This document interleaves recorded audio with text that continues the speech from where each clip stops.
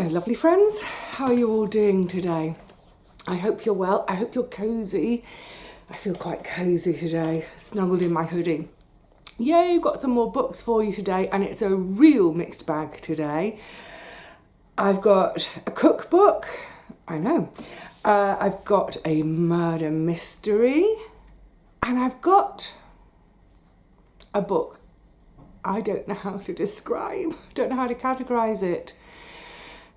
And I'm going to start with it, therefore, because there's something quite ephemeral about this book. It's quite hard to pin down, but I'm going to try my best. Excuse me, I've still got the tail end of this cold. This book is called Surfacing by Kathleen Jamie, a Scottish woman. She's a poet. That's how most of her writing is poetry. This is actually a book of essays.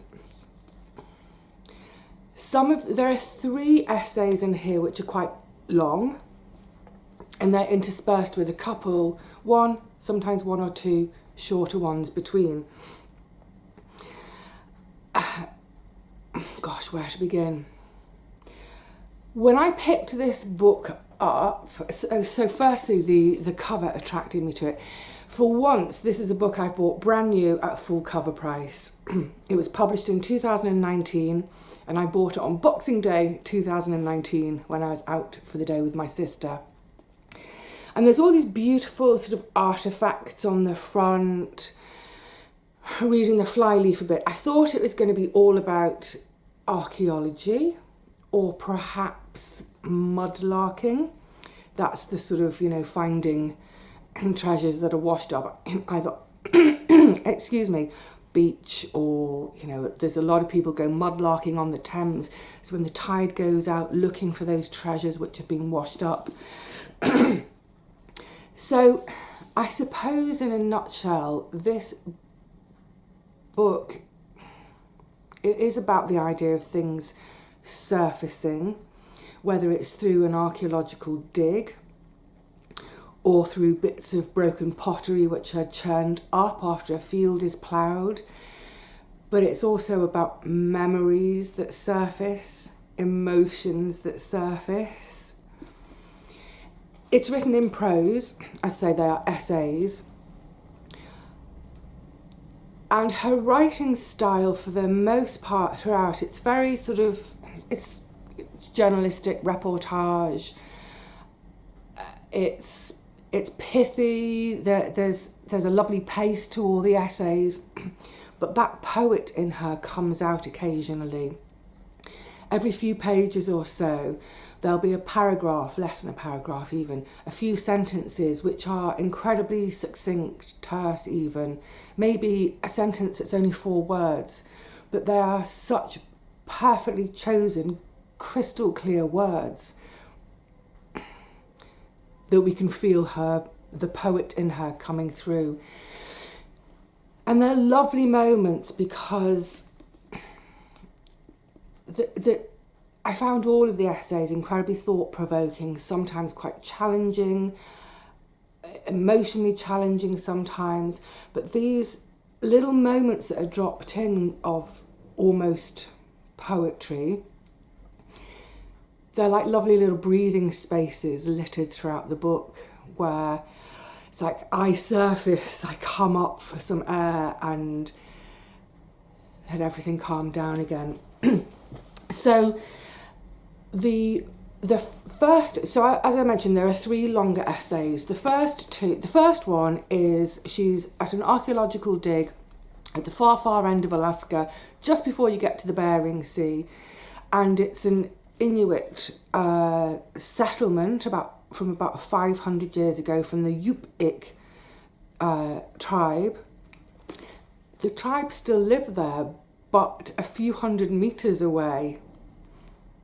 And they'd heard that there was a settlement sometime in the past, but didn't know where it was. And the settlement first comes to light. I think there's to do with some seas washing away the land. I'm just going to quickly jump to the second one, is another archaeological dig, this time on Westray, which is one of the islands that are part of the Orkney Islands off the north coast of Scotland. That's a Neolithic settlement, so it's 5,000 years ago. There are a couple of themes which wind through most of the essays, which aren't easy themes, but she deals with them beautifully. There's the one of sort of colonialism and sort of the wiping out of culture, the wiping out of heritage, and the other theme of our changing environment, you know, global warming and all that's associated with that. And that comes up particularly when she's at this settlement right on the far peninsula, the Yupik settlement.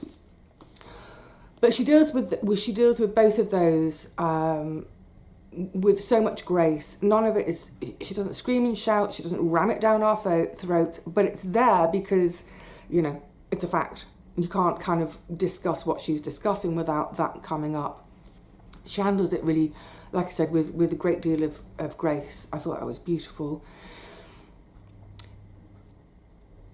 Oh gosh, it's so hard to put in a nutshell. The beautiful things, say particularly at that first dig, these objects which are being retrieved, which are 500 years old, some of the elders of the village, they know straight away what that object is, and straight away that object fits into one of their hands perfectly, just as it would their ancestors. There's this sense of connection to their past, connection to their ancestors, a reviving of their culture, a reviving of that heritage. Definitely throughout there's a sense of lost and found. There's a sense of buried, whether it's emotions or objects buried and then things coming out again. Throughout there's definitely a feeling throughout of there's lots of opposites actually, but sort of hope and sometimes despair. The loss of language, the reviving of language being so important. Our language is so much part of our culture and heritage. When we lose our language, when we lose the ability to name things in our own language, what does that mean? So it's very thought-provoking from that point of view. It's very beautiful. The third essay, the long essay, is she goes back in time to the late 80s, and she refers to one of her own journals. She'd spent some time in China, but it had been a Tibetan province. She's gone ostensibly because she wants to go to Tibet, but anyway, it's in order to write that essay, she has to refer back to her own journal of the time. And again, it's this kind of, it's almost archaeological. Her journals are stuffed in a box in a crawl space in the attic, so she has to go crawling into the attic, find this box, dig through the box to find the journal she wants and to surface this old journal. And she uses that to write the essay. She writes now about something 30 years ago. And by now I was well into the rhythm of her writing and, you know, the style of the essays, and I was finding parts of it incredibly moving. And when she was in Tibet, I was having this kind of slight weird moment of having read that Colin Thubron a few weeks ago, and I didn't particularly like the book. I liked the first 2/3, not the final third. And I remember thinking, I think I said it in the video, maybe I'm done with reading about Tibet. I don't know. And so suddenly I'm reading this book, which I didn't even know had a chapter on it, or not really a chapter, an essay on it, chapter if you like, about her time in Tibet. And I thought, I'm back in Tibet. This is weird. throughout with the archaeological stuff, she talks about time a lot, and also the idea of spirals and how we kind of go around, and what goes around comes around, and this lost heritage from 500 years ago, it comes around again. Did it ever really disappear? If we're around long enough, do we meet ourselves all over again, almost? So there I am reading about Tibet again, but loving it, loving her essay on it, because it's very much about the people she was seeing, the buildings, the characters she met, the difficulty, because we're now in China. And then it became apparent when she's there, it's 1989, and it's when the students started to protest in Beijing. So they're getting little bits of news filtering through to them in this tiny little town, of tanks rolling through the streets of Beijing. And again, I was whooshing, because the Colin Thubron book on Tibet, on the cover, if you remember, I was talking about John Simpson had said he really likes Thubron's writing, and I was talking about John Simpson's book, Dispatches from the Barricades, which was detailing the sort of the fall of communism, and it was all around that time. And then we had that Tiananmen Square. And I started to get a bit spooked out. I was like, this is weird. It's like, I did think, well, I've chosen this book for a reason. It makes sense that that books will have that impact on me, because I've chosen them, and it makes sense. I choose, things are always going to run on a theme. I choose natural history, I choose some travel, I choose non-fiction, so they're bound to cross over at times, but it just felt like this was crossing over a lot. And then there was a chapter about her trying to remember her grandma's voice, and I was thinking, wow, what a great choice of book. And then I started thinking, did the book choose me? Did the book choose me? It just seemed to encompass so much. And the very, very final, very short essay, she's in the woods, and she's talking about this. She's lost. Is she lost literally or metaphorically? But there she is in the woods, and there's photographs throughout as well. And I thought, wow, that could be a redwood forest that she's in. And I thought, there we are with the redwoods again. There were, right towards the end, after I read the chapter about Tibet, I got to the end of that chapter and sort of, I felt this emotional exhaustion almost. And in a couple of the really, really short essays at the end, I did have tears on my cheeks, and I don't quite know why. I found this somehow incredibly moving. And like I said, those two words kept coming back to me, the idea of hope and despair. And hopefully hope cancelling out despair. But all the time, that sense of surfacing of things that come up, our history, our own personal family history that surfaces sometimes, our emotions, our memories, and these literal objects that surface and connect us to our ancestors and ultimately make us realise we're all one. We're all one under the sun, literally. And always have been, and hopefully we always will be. So yeah, as you can tell from what I've said, impossible to categorise. But the poet in her, it comes through in the writing beautifully. There are moments where I stopped, just in those breathing moments. Remember, as I was saying, those moments of, it's not written as poetry, it's just her poetic voice and her ability to use the tiniest amount of language but paint the biggest picture. Moments of just stopping in my tracks and sort of saying, wow. And then we get straight back on with the dig, and we meet the characters at the dig, and we find out about the lads in the village. This is in the Yupik village, and yeah, and it bounds along again. Highly recommend it. It's an eclectic read, but somehow, and I can't put my finger on it, it's powerful and moving, and I loved it. Yay! Now, on to something completely different. It could not be more different.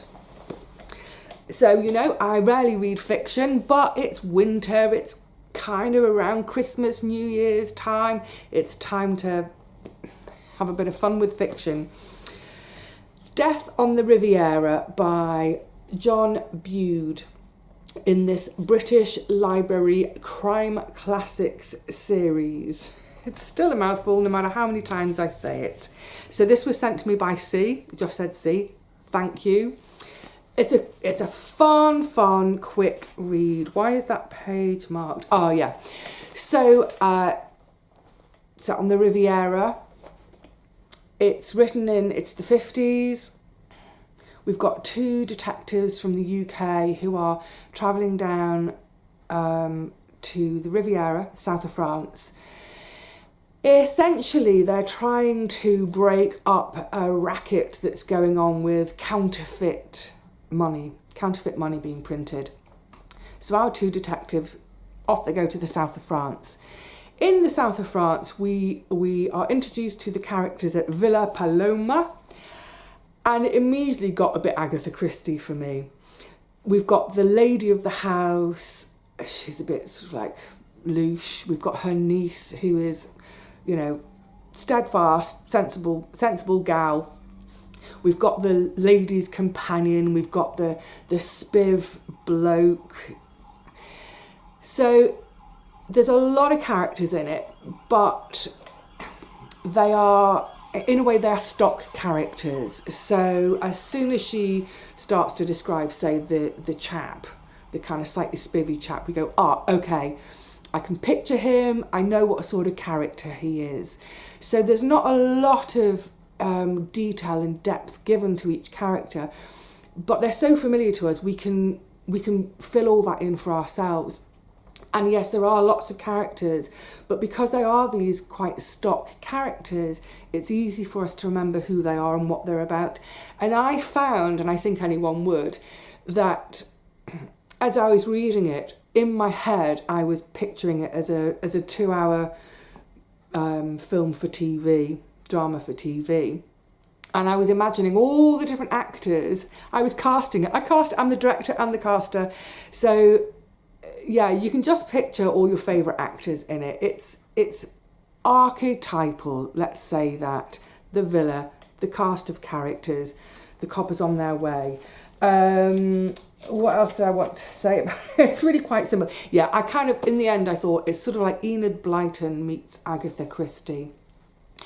So look, it's fun. It rattles along at a pace. It's probably only a sort of a 4 or 5 hour read. If you've got a long train journey, perfect for your long train journey. But what I really liked about it is one of the devices the author used throughout. I don't want to lose that page because I want to read a tiny little bit to you. So he uses this really clever device where, of the two detectives from Britain, and they meet their two counterparts in France. We've got two French detectives. Well, I'd say there's a lot of characters in this book. But our two English detectives, one of them is the older one. You know, he's been around a few years. He knows what he's up to. He's not cynical and jaded yet, but yeah, he's an old hand. And then his counterpart, the younger one, he's a bit wet behind the ears. He's probably going to fall in love with someone while he's there. It's like, you're there to work, not for wine and women.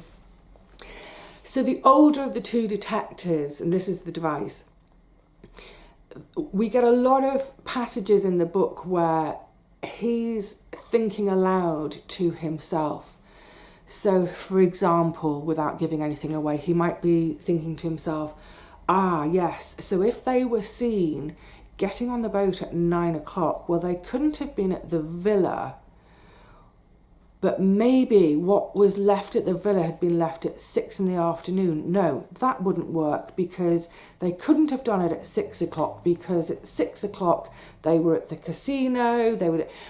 So he does all this thinking aloud about trying to work out the problem, trying to solve the mystery. So initially, like I said, it starts out that they're there to crack this counterfeit money racket that's going on. So that's the crime that they're there to investigate. A bit later on comes the murder. It is a murder mystery, not giving anything away. But what I loved about that that device of the detective thinking out loud to himself was, I was thinking, that's what we all do, isn't it? Either when we're reading a murder mystery or if we're watching one on the telly. Well, I certainly do. I'll actually start thinking, oh, I wonder if it's the woman of the house. I wonder if it's the head of the house. Because the way she spoke to the young girl, oh no, it can't be that, can it? Because then the young girl wasn't there later on, so it can't do it. So I do that myself. I'm sure we all do, don't we? So it made it really, really fun because this character, Meredith, have I forgotten his name right? No, Meredith. Was it Meredith? Yeah. When he's doing his thinking aloud, I was thinking exactly the same. I was thinking, yeah, that's what I was thinking. And then he'll sort of, oh no, it can't be that. And I think, oh, it can't be that, Vivi. So it's a really fun device.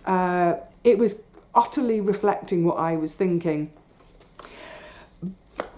But there's also, the writer manages to tease us at the end of each chapter as well. And it becomes a real page turner. I read it in one sitting, because there's a lot of teasing goes on. So for instance, we're nearly right at the end of the book, and I just wanted, this is typical, and I thought, okay, I'll save this to read to you. Right, so it's towards the end of the book, and it's the denouement of, I'm going to tell you how they done it. I found the one missing clue. So this whole chapter towards the end is about the missing clue that he needed. Right at the end of that chapter, before the final chapter, the inspector says, Okay, I'll cut the cackle and come to the goose. The modus operandi, gentlemen? That's what's got you guessing. Just as it had me guessing, until I stumbled on the clue that suddenly clarified the whole mystery. But, being an obstinate fellow with a perverse sense of humour, I'm going to leave this titbit till last. I'm going to start my reconstruction of the crime with walking into Bar San Rafael at about 20 to 10 on Thursday night. And you're like, no, you've got the clue. What was the final clue? What was the answer? It's great. It's such fun. So then it's like, oh, okay, come on, another chapter, one more chapter before I turn the light off. So yeah, absolute immense fun. Like I said, Enid Blyton meets Agatha Christie. A fun way of writing to have the inspector doing all his thinking aloud. I loved it. I mean, look, it's not... Will I remember it in a year's time? Maybe not. Actually, another part of it that I really enjoyed is having been to that neck of the world, to Nice. It's very visual. I did get a real sense of place from it, in terms of the sea, the light, the steep sort of mountain roads, the villa, light and shade. So yeah, it's a lovely sort of portrait of the south of France. All the characters, like I said, I could really visualise. In fact, maybe not the characters, but rather a whole bunch of British actors who in my mind were playing all the characters throughout. So yeah, really fun read, a perfect one for a long train ride or an afternoon on the beach, or if it's right now, if it's lashing, horrible, grotty weather, curl up on the sofa, take yourself to the south of France and enjoy a mystery. And it's great, it's almost like two for the price of one, because we've got the counterfeit racket that's going on and then the murder as well. Yeah, two for the price of one, crime book. Yay! Oh, and then finally, Esther, this book, On the Pulse Cookbook by Georgina Fuggle. Now, it does contain a few meat recipes, and I wouldn't normally buy a cookbook that contains meat recipes. I don't buy a lot of cookbooks, full stop. However, one of my local shops had a sale on all their cookbooks. Paperbacks were £1 and hardbacks were £2.50. I saw this on the Pulse. All the dishes are based around pulses, and I thought, you know what, for £1, let's have it, because just, you know, expand my range of dishes, get some ideas, and obviously pulses for me are the mainstay of my diet. And also I was thinking in terms of once I move, and let's say I only end up with quite a small garden and I'm growing a lot less of my own food, I'll be going to the shops to buy food. And pulses are a really economical thing to eat. I thought, yeah, let's have a recipe book. The reason I'm mentioning that is because generally I don't use recipe books. I just see whatever's ripe or ready in the garden, bring it home and just invent something, just cook something, anything with it. So I don't use recipes. So what I'm saying is, in the future, as I garden less and less and I go to the shops more and more, then yeah, why not use recipes instead of just inventing it in my head? And I haven't made anything from it yet. I've earmarked a couple of things to make, but I wanted to tell you about it today anyway, because I think it's probably a really useful book for so many of us if you see it and can get it cheap. It retails at $16.99, which I think is probably, you know, pretty average these days for a book, isn't it? I like the fact that it's divided. I wonder if I can show you this. So yeah, it's divided. You see that that's the colours of the beans, and I don't know if it'll pick up, but edges of the pages of the chapters. What I really like about it straight away is, so firstly, I love this picture example of all the different beans and pulses she uses in the book. There's my favourites, gigantes. There's no coco de pampol in here, but I guess you would, I was going to say substitute something like a flageolet.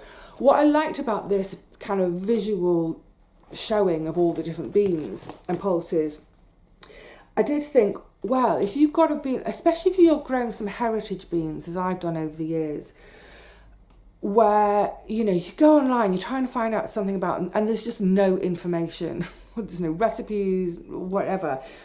At least with something like this, you can think, well, they're a similar size, so maybe I can substitute my such and such a bean for kidneys, for example. So that's quite useful. But then what I really like is this section about the different pulses. So it gives a brief little bit about taste and texture. So that's really useful because, you know, one of the reasons I love the gigantes, and I've talked about, is because once they're cooked, they still keep their bite. Whereas something, say, like a butter bean, it will go really, in a long cook, it will go mushy. And that's lovely sometimes. But say, for instance, if I'm making Greek bean stew, fasolada, I want to use the gigantes beans because you do want to retain that bite. So that's useful. So again, if you've got a bean that's a heritage bean and no one knows what you're supposed to do with it, and you think, well, it's quite a bitey bean, you can think, so I could use it like you would a gigantes bean, for example. But what I also really like, and this is something I get asked about loads, and you can find things online, but maybe not all on the same page or on the same place. On here, there's, very briefly, it says, do they need, so let's assume we're cooking everything from dried. Do they need soaking? Yes.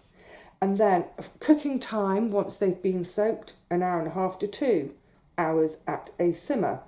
And then it'll say, you know, whether you can buy them dried or buy them tinned. So that's really useful. Cannellini beans, do they need soaking? Yes. Cooking from soaked, a hard boil for 10 minutes, then a further 1.5 to 2 hours at the simmer. Isn't that great to just have all of that at a glance? And I think that's the beauty of buying a cookbook that's specifically about pulses. So I really liked that. Then on to the recipes. Like I said, I haven't actually done any of them yet, but I mean, I've looked through, my mouth's watering. I mean, there's a lot of in here that are vegetarian, and a lot that could be vegan, are vegan, or could be made vegan. So I thought, yeah, it's worth it for me. So looking through, I thought, yeah, and there's some sweets as well, there's desserts. So for instance, I just saw that then, salted caramel brownie mud cake. I don't bother with desserts, but there are desserts in here. So they all look lovely, and like I said, obviously pulses are something I've always grown, so I know that, but whether you grow them or whether you buy them from the shop, they are accessible. The only thing on my first glance, I'm trying to find an example, and now I'm not going to be able to find an example. There were a couple of recipes that I thought were a bit chefy. Do you know what I mean if I say that? I thought some of the ingredients were a little bit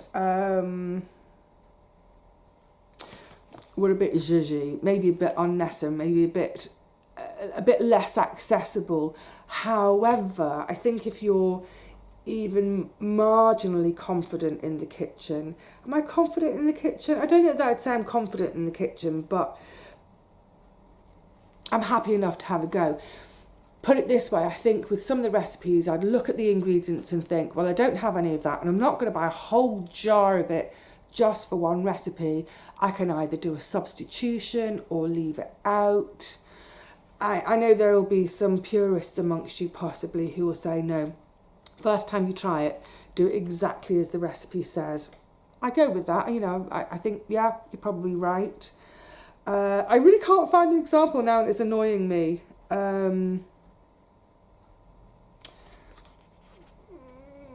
Yeah, it's going to not. Sorry, I should have looked again. I was looking at this a few nights ago. Look, it doesn't matter. The point is, I think you know what I'm getting at with that. Oh, there's a. For instance, I was just looking. There's a tart, and it calls for nigella seeds. Now, nigella seeds. If you've got nigella in the garden, you've got a lot of seeds. But what if you haven't got nigella seeds? Where are you going to buy nigella seeds? Really, does the tart need it? Maybe try them without. Try them with a different seed. Maybe you've got some fennel seeds. That would completely change the taste. Ignore what I just said. But yeah, that's what I mean about some of the ingredients are a little bit chefy. You may not have them. They may be a bit expensive. And you might want to make an expensive meal. That's the other thing, isn't it? You might be making something for a special occasion and not mind the expense.